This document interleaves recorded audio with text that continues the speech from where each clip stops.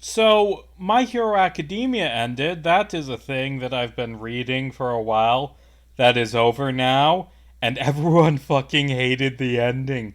I have seen no one like the ending, and honestly, I thought it was fine. It wasn't astounding, it wasn't like a great ending or anything, but yeah, I thought it was fine. Where All for One gets beaten, and he doesn't save uh, Tomura Shigaraki, which is a shame. Although there's some in his final moments he was alive again. He was himself, so I guess that kind of counts. But I don't know. Although I kind of expected that because man, that guy killed so many people. Just everyone. Oh, he was so deadly and couldn't be trusted to be alive. And also Toga died saving Ochako, but off screen. Like I understand what happened. Like they give enough that you can figure it out, but we don't see her die. But no, I didn't mind it because if you haven't read it, how it ends is Deku lost his powers. He had to give them up to beat Shigaraki, and I'm fine with that. And when we see him in the ending, he's not a superhero. He's a teacher, and everyone is like just junking online on Midoriya because his friends moved on and he didn't get the girl and he's working a 9 to 5. He's a teacher at the fucking superhero academy and he's satisfied with his life, and also getting the girl is sexist, and also he's still very close friends with all these people. The last panel shows him fighting alongside of them and they're close. It's just him, like, it's kind of hard for all 25 or however many there was to get together sometimes. And that's fine. I haven't seen most of my class since I graduated from high school. That doesn't make me a loser. I'm a loser for other reasons. But I kind of like, at least in concept, I don't know if the execution was all there, but I kind of like, and this, by the way, is why I started with a headbutt encounter already been done, because it takes a while to find the right tree. Um, the central core theme, like what it's about, My Hero Academia, is about heroes not as these big, unstoppable punch guys, although it does do that a lot. It's about heroes as inspiring other people to be heroic and fight the good fight. And Midoriya's doing that. He's inspired so many people, and now he's being a teacher, training new heroes. He has a nice moment with another kid that wants to be a hero like him. That's nice. He's filling the mentor role that All Might filled for him. And then he becomes Iron Man in like the last page. Like I I admittedly didn't see the last couple pages of that into what is with all these headbutt trees not working? I didn't initially read the last couple pages of My Hero Academia because it ends in a pretty good moment. Like, I enjoy my life being a teacher, and then the end. And then, okay, then flip to the next page. Well, because I'm reading it online through Viz. Um, why aren't there any Pokemon in any of these trees? I looked it up. There are headbutt trees in Fuchsia, aren't there? What are the odds of this? This is incredible. But like, no, after the end, like if you turn a page, it's like, oh, by the way, Midoriya, we got you an Iron Man suit so you can continue being a hero. Let's go be heroes together. Because otherwise the ending would be bittersweet. And honestly, I don't know. It's fine. I do think there's a lot of stuff that just kind of gets glossed over because it's like, wow, also all the problems with like mutants being discriminated against were fixed by Tentacle, who is a character who is I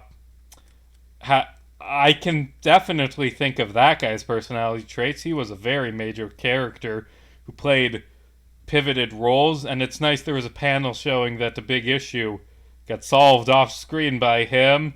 And Hawk says, there isn't really much use for superheroes anymore. And like they say, oh, by the way, Chaco's like stopping other people from becoming Toga, which is nice. Actually, it was kind of very on the nose and overplayed that there's like, Shigaraki 2.0, that he's this abused kid who looks super evil, and he's gonna destroy the world, and this old lady is nice to him because she's inspired by Midoriya. That's neat. I guess All Might was just really fuck. Actually, no. I was gonna say, I guess the reason there was villains is because All Might was just really fucking shitty and didn't inspire anyone. But no, Shigaraki, became a superhero before All Might became well, that is completely misspeaking, but Shigaraki became fucking evil before All Might became a hero. So it's not on him, it's on his grandma's fault. Fucking Nana ruined everything. It's fine. But yeah, it was fine. And also, this was a few chapters earlier. It's not like in the ending, and seriously, was with these fucking trees.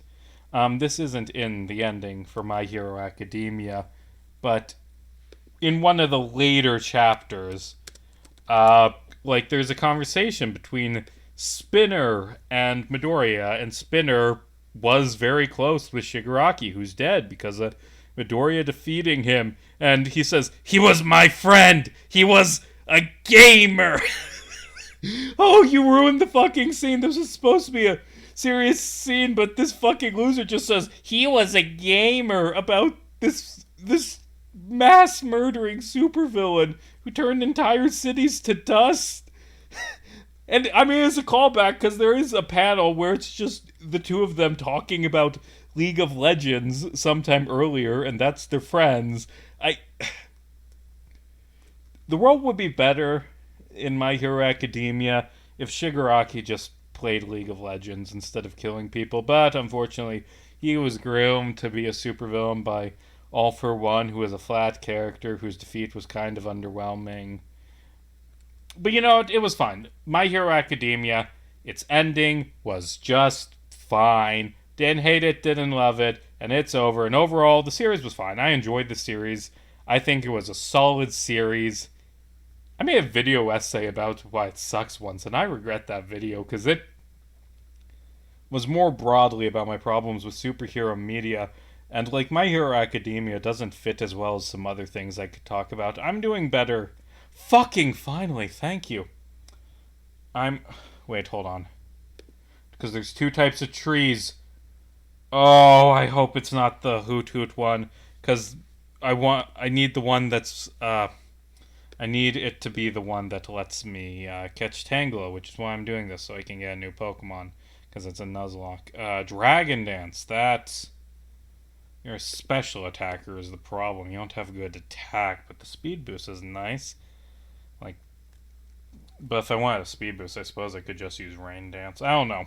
Maybe I'll delete that later. It's replacing Twister, which isn't good. 2 in a row, so it was just bad luck. Okay, Wurmple. Okay, so one of these trees hopefully has the Tangle on it, so I can move on. But yeah, okay, never mind. This is the bad type of tree. I think my Batman the Animated Series video will cover on a lot of the topics covered in the My Hero Academia video, but do them better, I would hope. And I'm hard at work on that Batman video, and it's going. I'm a little bit behind on my schedule. Might have to push the video back. I want to be out before Labor Day weekend, is what I've moved my goal back to. And I'm like a third done of the editing, but I've still got so much more to edit. I'll get done. I had a busy week with work, and next week I'm gonna have another busy one. Because of, God, politician visits. I really don't like Representative Marionette Miller Meeks. I just think she's an asshole. And actually no, that would have been the second time I met her. She went on this angry rant about how it shouldn't be legal to protest the police, because that makes people less likely to apply to police officers, and thus Americans being allowed to protest as dangerous and shouldn't be allowed. And Jesus fucking Christ, that's horrible. She's just an ass. I hope she loses. Whatever. So, I also, like last night, instead of editing, which I should have edited, but sometimes you need to recuperate, you need to get back to being 100% when you've had a long week. I watched through the 4th season of Harley Quinn, and I heard everyone say, oh, it's the worst season, the show's over, and I was surprised at that when I watched it, because I had a great time. It was a super enjoyable season. I enjoy the season. I enjoy the series of just the superhero parody, just filled with just the best wacky characters. Like Bane's barely in it, but Bane is always an excellent. Just I love that the writers have settled into don't have Bane. Thank you, fucking finally. Don't have Bane be a real supervillain. Give him a side quest. Have in the first episode of the season, Nora ask him to fix a pasta machine. So he spends the whole episode on hold with a phone call and eventually gets so mad that he decides, I am going to go to Italy to confront this company directly. And then he decides to call an airline and gets put on hold. And then a few episodes later, it just cuts to him in airport security tied up because, like, why are you trying to wear a mask? You need to take the mask off, sir. And then cut away, and then cut away, and then a few episodes later, it just a whole episode is him in Italy trying to find this pasta maker so he can repair the pasta machine, and turns out it's closed. So he trains with an old Italian grandma to make pasta. And this is Bane. This is a supervillain. Like, but it's funny. Just having him be just this weird fucking overdramatic guy. And, I enjoyed, like, the core plot of the season is Harley and Ivy are split up with their two new roles, and they're drifting apart, and in the end, they decide, actually, let's just be together instead of, like, trying to be a superhero or a supervillain and be nice to each other. And also, Lex Luthor, played by Giancarlo Esposito, is excellent as just being a very dumb, very selfish Lex, who's just so petty. And it's the best scene of any Lex ever, is him just watching a man dressed as Superman have sex with a woman. I don't know what Lex is getting out of it, but I don't doubt that that's a thing Lex would do. Lex got some weird issues with soups. And it was just fun. It was overall a pretty funny, enjoyable series. I didn't like the portrayal of Nightwing because he'd appeared before, but they do much more intense in him. He's kind of annoying and very sexualized. But Harley and Ivy are just, I think, the definitive versions of those two characters in adaptations, and are very like because on this Batman the Animated Series project, I fucking hate that show's version of Poison Ivy. I think she's an annoying idiot whose plans don't make any goddamn sense, and she's just like a feminist. Am I right? I don't like that version of Poison Ivy. This is the one version of Poison Ivy who acts like an actual like leftist, and she's an asshole, but she's a believable asshole. So why does healing Pokemon cause my game to freeze up and get an encoding overload? That's weird. Like, I think a thing that will show how good a version of Poison Ivy is written in being an actual person with realistic beliefs is what Poison Ivy eats. Because in the Harley Quinn animated series, Poison Ivy is vegan. And in a lot of adaptations, she only eats meat because plants are like her babies. And you're eating babies, so she only eats meat, and that's so fucking stupid. That is cartoonishly stupid. That is more stupid than in the cartoon. Like, because do you understand what trophic levels are? Like, any land animal, any mammal, or animal in general, will consume roughly 10 times its weight in plants. Like, it's like, I don't want to eat plants, so I shall eat this thing that to be raised needed to eat hundreds of pounds of plants. Yes, I am glad that they burned down that rainforest to make this cattle farm. Yes, I am Poison Ivy. I am smart and like plants. Like, no, Poison Ivy is vegan. Is Poison Ivy making sense? And also let her kill oil CEOs instead of turning Bruce Wayne's butler into a tree. And I'm going to kill Suicune this episode is what I'm doing, is our current mission. And I'm gonna guess Slackoth I think I can get in this tree, and it's another fucking Hoot Hoot. Oh god. Hold on, let me make sure. Let me look, because there's every route has two different encounter tables for Headbutt, and you need to make sure you're not doing the wrong tree. That's only got Hoot Hoots, which you've already encountered. So, there's one that has. Okay. Oh, this is only on 4 specific trees in the northwest corner. That's good to know. I'll go to those trees instead. But yeah, Harley Quinn, that was a good show that I enjoyed. And the main reason I watch it is because I've heard great things about Kite Man, hell yeah. And oops, accidentally changed my speed. I need to watch Kite Man, hell yeah. Because he was a fun character, and also Bane's in it, and Queen of Fables, and I'm just gonna watch it. Or maybe I'll wait till the season is over and binge it like I did with Harley Quinn. I don't know. But let's do some comments. Blue Colt 5860, who unfortunately got a Wurmple named after them. Like, sorry, that is a bad, terrible Pokemon to have named after you. Finally, someone played through my game. A person played through my game. Okay, act cool, act cool. This is a person. Don't act like cringy and overly excited at a person played your game.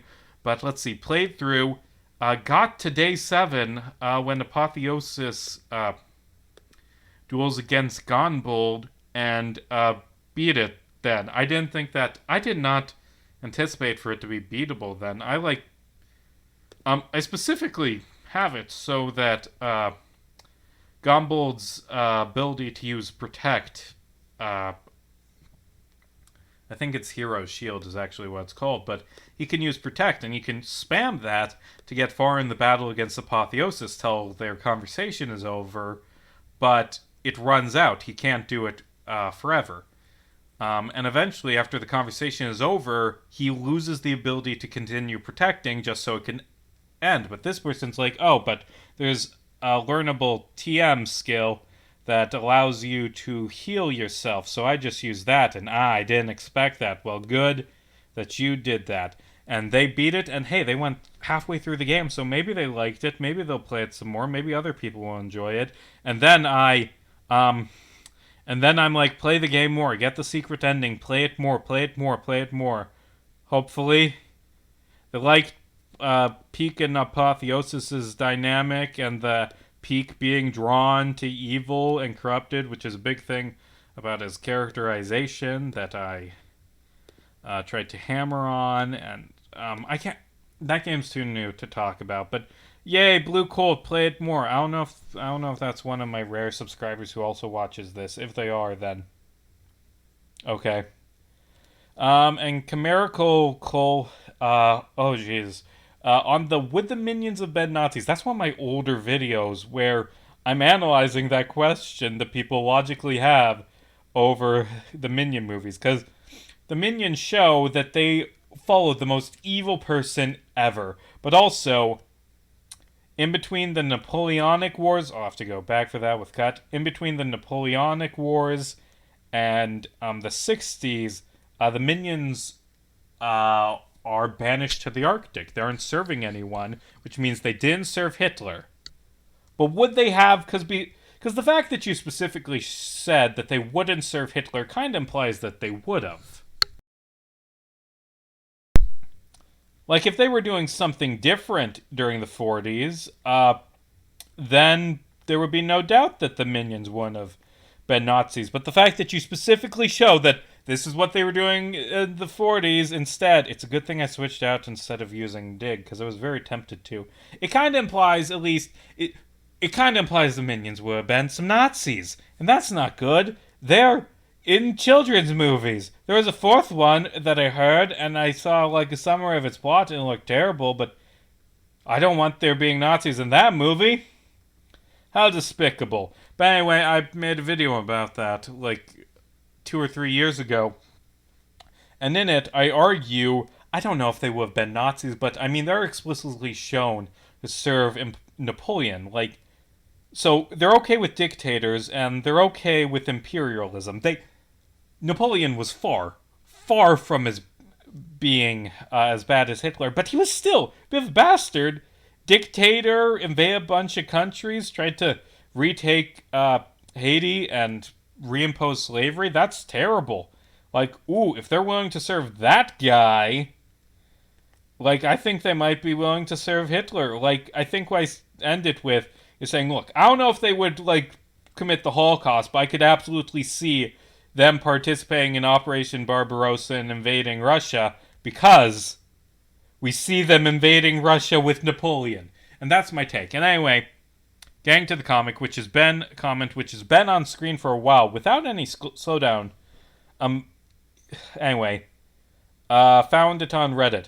Perhaps the most tasteless thing imaginable would be for a scene where the minions run a concentration camp slapstick manner. This is horrible. It's terrible. I shouldn't be laughing at this.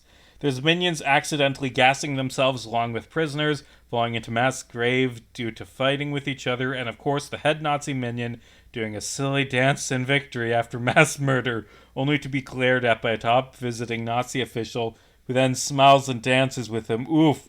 Oof. I mean, maybe they might do that. I could see that maybe doing in a Minions movie. Hey Misty, I'm fucking up your date. What now? Get out of there. No one loves you. Yeah, ruining your date, Misty. I thought there was a Suicune here. I was coming here to kill Suicune, but instead I just kept Misty from having sex. Wait, how old is Misty in this game? I'm not sure about that. Because, like, I don't think she's 12 like in the anime. She seems like she's 20, right? In her design. I don't know how old Misty is supposed to be, but she has a boyfriend and is on a date, and actually I think I need to surf over to get slack off. Or never mind, there's a rock there. How do I get slack off? It's not even good. I've got Snorlax, which is infinitely better, but how do I get to Northwest Trees? And I thought there was a Suicune here. Did I not do one of the steps in the quest? Wait, Northwest? I'm in the Northeast, and I'll have to come back for that item. Yeah, I'm off. Let's see, what else going on? There was a new Five Nights at Freddy's game, and I'm somewhat interested and a fan of that series, but, I tried watching a playthrough of it, but man, that... It's like a direct adaptation of like one of the Five Nights at Freddy's children's books. And man, it's written like a children's book. This dialogue is terrible. But, it's very fucking creepy. I don't think the series has ever been creepier looking in its imagery. Well, it's a different thing, because it's a very different style of horror than this first person seeing a monster staring at you from a distance versus this third person you can see approaching this fucking spring trap. And I don't know how it fits with the lore, but also I have very much stopped caring about FNAF lore years and years ago. I think the thing that kind of broke it was the dream theory not being true. Not the, because I believe dream theory. I don't necessarily know if I believe it anymore, but after that theory got a lot of traction, the fifth game, Sister Location, was sure to be clear that they weren't all a dream. Nothing was a dream. The fourth game was not a dream. What about the parts that were very clearly a dream? No, those happened. The nightmares are real because of sound. They let off sound that makes you hallucinate. And also, you weren't a crying child. You were Mike, and his father was experimenting on him and watching through cameras as the classic animatronics like Freddy, Foxy, Chica, were going into his room. And what the fuck is even going on anymore? Yeah. Although, I did enjoy Sister Location having more of a direct plot, and the ending of Pizzeria Simulator was pretty nice. But and then there was Security Breach, which was Mess, and Ruin, which was both trying to get things back on track, but very much the making the lore even messier. And at this point, I don't care, because the lore is too messy to really understand. this is actually, while we're talking about FNAF lore, you know it's a thing that's confusing and needlessly bad? There's 3 goddamn characters named Jeremy. Why are there 3 characters named Jeremy? You don't need 3 characters named Jeremy. There's Vanessa's co-worker, or not Vanessa, Tape Girl's co-worker who killed himself after being manipulated by Glitch Trap. There's the child who was murdered who possesses Bonnie. And there's Jeremy Fitzgerald, the guy who got his head bit off in the second game, who was the player character, who, at least in that case, it's probably him similar to Mike using a fake name when going undercover. But also, why you need to name another character Jeremy? I don't know. Let's see, what else is on my list of things to talk about? Well, first I should read off those comments I just named a Pokemon after. But Hale wrapped his short. Gamzee being a parody of Juggalos, I always viewed him as a stereotypical culturally insensitive white trash guy, as Juggalos are often depicted. I do think that's the intent. I don't think Gamzee Makara, I say this in the Homestuck epilogues, I don't think Gamzee Makara is supposed to be a negative portrayal of black people, but also, he comes off that way to a lot of people, and him just saying, what's up, my ninja? Oh, that makes it... Oh, why are you... Oh, don't say that. Wait, hold on. I forgot to turn off my recording screen as I checked the Pokemon list. Can't I? Oh, not a knight. Wait, it's only Sentret and Furt. What else could I get? Poochyena is a swarm. I think I'll just get Sentret. Hold on. And then God said, let there be light by editing my time and date. But yeah, Gamzee, I do think he's meant to be like a fucking juggalo. He's meant to be based off these often white people who who do affected African American vernacular English, but that's not how he comes across. Because it's like, this guy, he talks like a black person. What a weirdo. It just doesn't come off right, you know? Also, they say, the reason I dislike the epilogues is simple and straightforward. When you make an epilogue to a visual media such as a webcomic, having it entirely text-based is a deal breaker. And I want to make fun of that, but he's right, or she's right, they're right. I don't actually fucking know what Batatal is pronoun-wise, but it is a big shift stylistically, and I was fine, because, as I explained, the actual prose in the epilogues is pretty good, but it is a big change. I can understand it being a deal breaker. I'm among those who liked Homestuck in spite of all the meta-narrative, which I found extremely annoying, so having the whole focus of the epilogues be that is why I did not bother. And I can understand it, but I like the meta-narrative, and also, I think it was just such an important. I think it's one of the most core parts of Homestuck. Oh, I forgot to bring the comments back up. That I don't know if it's really Homestuck without it. You know? And finally, in defense of Homestuck's ending, yes, watch multiple of my videos. Isn't Cal born from Earth B2 instead of Earth C? Yes, and they're the same Earth. There's only one Earth. Well, there's 2 Earths, actually. But that Earth and Earth B... Like, Earth B2 becomes Earth C. This is shown by the fact that Dave put up all those fucking statues of liberty. And honestly, that's just such a fucking great gag that you look out in this... This character's been in a bunker for a while, and they come out and they see a Statue of Liberty. Oh my god, you bastards, you blew it up. And then, slightly next to it, a second Statue of Liberty, and a third, and a fourth, and it's eventually revealed via dialogue that before the end of the world, one of the main characters filled the world with ugly-ass Statue of Liberty knockoffs, so that wherever you were, you would get a fucking Planet of the Apes moment. I think that's great. I've been going for a while, but I'm fine. I can go a bit. There hasn't been much progress in this because I spent so much on the trees. I can take another fight, and I'm not scared of an Absol. I'm getting to the point where these are actually becoming decently tough battles, which is good. I need to evolve that Murkrow. I think maybe I'll do that after I finish recording tonight. I'm not afraid of Psychic. I should have been. Oh, no, I'm fine. I'm fine. As long as it doesn't crit. As long as it doesn't crit. Hopefully they don't have any other strong Pokemon. I think they have another strong, but never mind. Eat shit, French. So last week I talked about the premiere of Futurama for this latest batch of episodes, and I didn't think it was very good. And there was another Futurama episode which is just so fucking weird. It was called Quiz Game, and it's like they wrote a 40-minute episode and then realized, wait a minute, we need to make this 22 minutes, and then just cut out half of the episode. It's so fast paced and just goes from plot point to plot point super quickly, and I don't think it really works that well as an episode.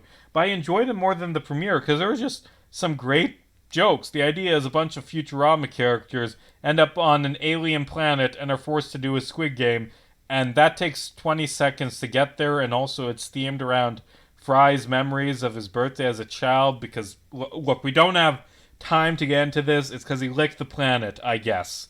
Okay, we don't have time for setup. We need to do a whole Squid Game. Okay. What the fuck did I just use? Hold on. What the fuck did I just use? That wasn't a healing. I almost died because I clicked on the wrong button and used an elixir for. Why'd I use an elixir? Elixirs are rare. That could have been bad, but it was just some good black comedy in that episode of just like, God, Leo gets randomly crushed to death, and then is her name Inez? Was Amy's mom's name? She's like, "Oh, I can't live without my husband." And then she suddenly gets crushed to death, and then the ant lady is like, "Wow, I'm glad I wasn't crushed." Leo's like, "Hey, I thought you died earlier." Then she gets crushed to death. Or like "Oh no, you're dropping us into acid." Hey, don't be ridiculous. We're dropping you into a base solution, which will kill you much faster. It was good, funny black comedy. Bubblegum Tate has a moment where he's like, "Wait, I think I can save us," and then immediately he drops because his arm breaks in half. It, and they did try a sort of dramatic thing in it where it's like, this is Fry's memories of being accused of being a cheater as a kid, and Fry never wants to be a cheater. Do not think about all of the previous episodes where he cheated. Like, wasn't Into the Wild Green Yonder, wasn't there a scene in that where he cheats at poker using his telepathy? Like, that came out of nowhere, and the episode doesn't even give it enough chance to be focused on. But it's nice, this memories of him as a kid and his mom making him win at games because she thinks that'll make him popular, but unfortunately it makes all the other kids hate him. That's at least interesting. Okay. Who else has a comment? Let's do Bunny 606, who says, "I know it sounds weird, but the comic Hussey don't really writes anything, they just narrates." No, I very much disagree with that. Like, it's not some like thing that Hussey uncovered and like was just controlled to bring this brilliant thing. Like, I've read parts of Andrew Hussey's commentary. They knew what they were doing and put thought into things. I don't agree with that at all. But anyway, that's gonna do this. This one went kind of long. We're in Pallet Town, and I think next week will be the last of our trip around Kanto, and then the boss rushes begin. But till then, I've been Casey Jarms. God, I forget my old YouTube outro. Didn't I say something and then shout peace? I don't fucking remember.